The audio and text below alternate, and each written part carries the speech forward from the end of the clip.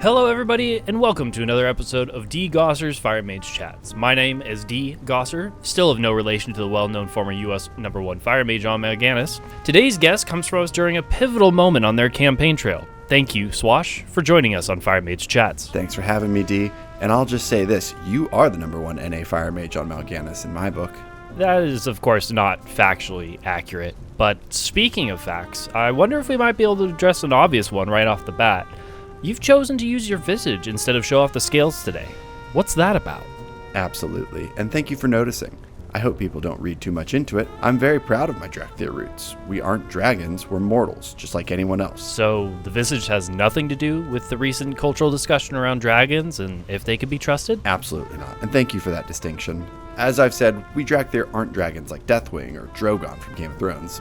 We're more like a Bran Stark, I would say. An interesting comparison.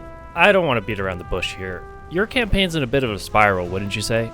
Can you explain the context of this alleged inappropriate relationship with a currently unnamed Nerubian? Yes, thank you so much for cutting straight to it. I'm here today to provide a clear explanation of what happened.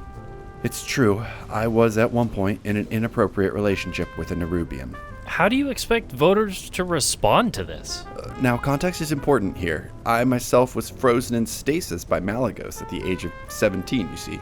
And just before that procedure, I was dating a Nerubian. Did Neltharion approve? No one approved, but we were in love, you see, and we wouldn't let the ongoing conflict come between us.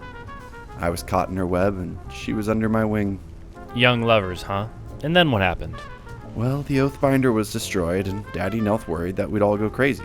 And, of course, he learned that I was dating a Nerubian after catching us behind the burger hut outside Valdrakken, so he had Malagos lock us in stasis. So you're saying that there was never an inappropriate relationship at all? You deny those allegations?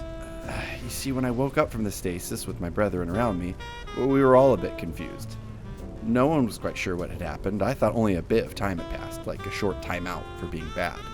And so I went looking for my Webrina. I found her, and, well, things picked up where we left off. But that's not possible. No, you're right. Of course, time had passed, and turns out that wasn't Webrina who I'd found. Just that, to me, Nerubians kind of all look alike, if you know what I mean. I'm confident in saying that they do not all look alike. I'm sure that they would not enjoy hearing you say that. No. You know what I mean.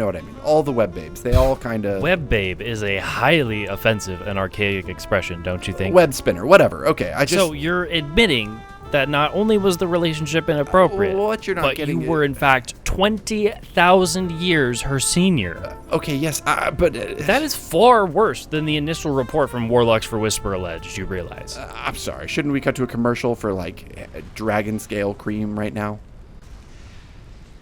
I think that'd be best. We'll be right back.